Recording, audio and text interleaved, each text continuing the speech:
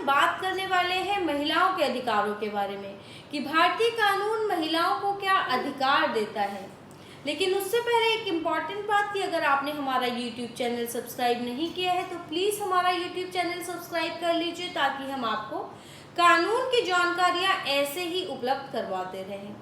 तो आज का वीडियो स्टार्ट करते हैं कि कौन से हैं ऐसे अधिकार जो भारतीय कानून ने हमारे देश की महिलाओं को दिए हैं।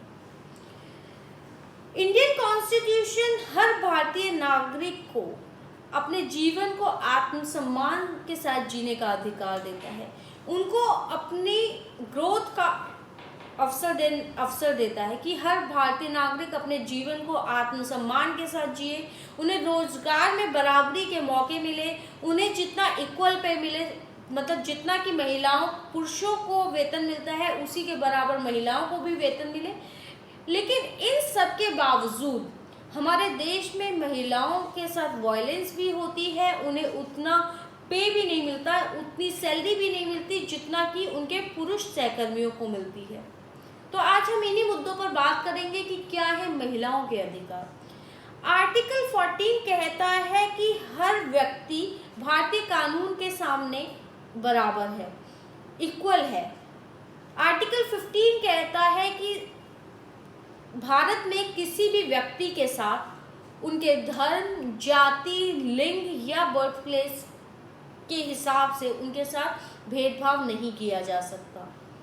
लेकिन फिर भी आर्टिकल 15 क्लॉज 3 में ये कहा गया है कि सरकार के पास ये अधिकार है कि वो महिलाओं के लिए और बच्चों के लिए स्पेशल लॉज बना सकते हैं, स्पेशल कानून बना सकते हैं ताकि उनके राइट्स का, उनके अधिकारों को प्रोटेक्ट किया जा सके, उनके अधिकारों को बचाया जा सके। क्योंकि हमारे देश में आज भी महिलाओं के पास समान अधिकार नहीं है।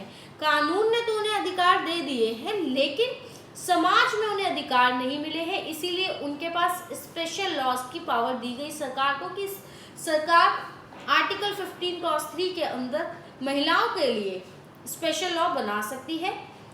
इसी को ध्यान में रखते हुए मैटरनिटी बेनिफिट एक्ट 1961 बनाया गया, जिसमें महिलाओं को प्रेगनेंसी के दौरान काम से नहीं निकाला जा सकता। अगर महिलाओं को प्रेगनेंसी के दौरान कोई काम से निकालता है तो उनके एम्प्लॉयर को उसके अंदर सजा हो सकती है। महिलाओं को 26 हफ्ते तक की पेड लीव, 26 हफ्ते तक की छुट्टी मिलती है। अगर कोई महिला प्रेग्नेंट है तो उसे प्रेगनेंसी के दौरान और बच्चा होने के दौरान 26 हफ्ते की पेड लीव मिलती है, यानी कि वेतन के साथ छुट्टी देना कंपल्सरी है, मैंडेटरी है। अगर कोई महिला, यहाँ तक कि अगर कोई महिला किसी बच्चे को अडॉप्ट करती है तो उसे भी 12 हफ्ते की छुट्टी मिलना उसका हक है। कानून उसे ये हक देता है कि उसे 12 हफ्ते की छुट्टी मिले। अगर किसी कंपनी में किसी जगह 50 से ज़्यादा लोग काम करते हैं तो वहाँ पर महिलाओं के बच्चों के लिए क्रेच की सुविधा उपलब्ध करवाना भी उनके नियोक्ता की, उनकी कंपनी की जिम्मेदारी है और उस महिला के पास हक है कि वो दिन में 4 बार अपने बच्चे से क्रेच में जाकर मिल सकती है। इसके अलावा अगर हम बात करते हैं प्रॉपर्टी की, संपत्ति की, तो महिलाओं के पास ये पूरा हक है कि उन्हें उनकी पिता की प्रॉपर्टी पर, उनके पिता की संपत्ति पर, उनके पैतृक संपत्ति पर अपने परिवार के पुरुष सदस्यों के बराबर का हक मिलेगा। ऐसा नहीं है कि किसी महिला को उसकी पैतृक संपत्ति पर हक ना दिया जाए। हर महिला का अपने पिता की, अपनी पैतृक संपत्ति पर पूरा अधिकार है जितना कि उसके भाइयों का या परिवार के किसी अन्य पुरुष सदस्य का। इसके अलावा किसी भी महिला के पास पूरा हक है कि उसको उतना ही वेतन मिले जितना कि उसके पुरुष सहकर्मी को मिलता है। भारतीय संविधान आर्टिकल 39D में ये हक देता है कि हर महिला को समान कार्य के लिए समान वेतन मिलेगा। जितना कि किसी कार्य के लिए पुरुष सहकर्मी को वेतन मिलता है उतना ही उस महिला को भी वेतन मिलेगा।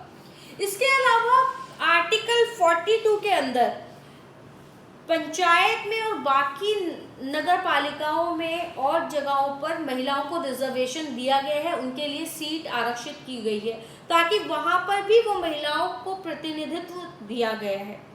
इसके अलावा किसी भी महिला के साथ अगर कोई डोमेस्टिक वायलेंस होती है तो उन्हें बचाने के लिए, अगर कोई घरेलू हिंसा का शिकार होती है तो उसके लिए स्पेशल एक एक्ट लाया गया जिसका नाम है डोमेस्टिक वायलेंस एक्ट। यानी कि कोई भी महिला के साथ घर के अंदर डोमेस्टिक वायलेंस होता है तो वो महिला डोमेस्टिक वायलेंस एक्ट के अंदर रेजिडेंस का अधिकार, मेंटेनेंस का अधिकार, यानी कि घर में रहने का अधिकार और अपनी मेंटेनेंस का अधिकार मांग सकती है।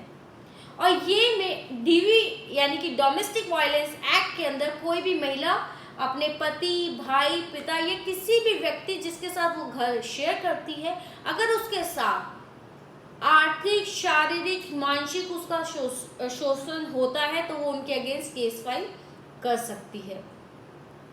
इसके अलावा और भी कुछ ऐसे अधिकार हैं जो भारतीय कानून ने महिलाओं को दिए हैं।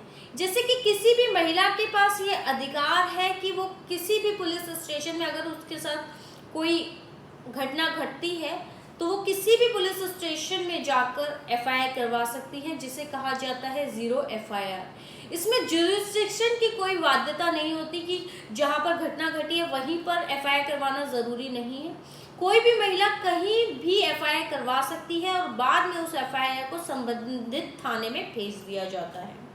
तो महिला कहीं पर भी एफआईआर करवा सकती है, उसे कहा जाता है जीरो एफआईआर। इसके अलावा महिलाएं वर्चुअली भी एफआईआर करवा सकती हैं, अपनी कंप्लेंट दे सकती हैं। यानी कि कोई भी महिला ईमेल के थ्रू या पोस्ट के थ्रू भी अपनी कंप्लेंट दे सकती है, उन्हें पुलिस स्टेशन जाने की ज़रूरत नहीं होती। किसी भी महिला को शाम को 6 बजे के बाद से लेकर सुबह 6 बजे से पहले गिरफ्तार नहीं किया जा सकता। अगर ऐसा करना ज़रूरी है तो उस पुलिस अधिकारी को मजिस्ट्रेट से रिटन में, लिखित में ये ऑर्डर लेना होगा कि उस महिला को रात को गिरफ्तार करना क्यों ज़रूरी है। इसके अलावा अगर कभी भी किसी महिला को गिरफ्तार किया जाता है तो उस महिला की गिरफ्तारी सिर्फ महिला पुलिसकर्मी ही कर सकती है। किसी भी महिला की तलाशी सिर्फ महिला पुलिसकर्मी ही ले सकती है। किसी भी रेप विक्टिम को पुलिस स्टेशन बुलाने का अधिकार पुलिसकर्मी के पास नहीं है। अगर महिला जो रेप विक्टिम है, अगर या कोई भी महिला पुलिस स्टेशन आने से मना कर देती है तो ये पुलिस वालों की ड्यूटी है कि वो उसके घर जाकर किसी महिला कांस्टेबल ही उनका बयान लेगी या उनसे पूछताछ करेगी और वो उनके रेजिडेंस में ही होगी। इसके अलावा ऐसे बहुत सारे अधिकार हैं जो भारतीय महिलाओं को हमारे कानून ने दिए हैं ताकि वो अपनी प्रोग्रेस कर सके, उनको बराबरी के मौके दिए जाएं ताकि उनका विकास हो सके और वो आज समाज में जिस ओहदे पर है, जिस पायदान से है, उससे उठकर पुरुषों की बराबरी करें, उन्हें इक्वल राइट्स दिए गए हैं। तो ये थे कुछ ऐसे अधिकार जो हर भारतीय महिला को दिए गए हैं, जैसे कि उनका संपत्ति पर उतना ही अधिकार है जितना कि उनके परिवार के पुरुष सदस्यों का। उनके पास मैटरनिटी बेनिफिट एक्ट के अंदर 26 हफ्तों की छुट्टी लेने का अधिकार है जो कि वेतन के साथ दी जाएंगी। इसके अलावा अगर किसी भी महिला को अरेस्ट किया जाता है तो वो शाम को 6 बजे से लेकर सुबह 6 बजे के बीच नहीं हो सकता। किसी भी महिला को रात को गिरफ्तार नहीं किया जा सकता।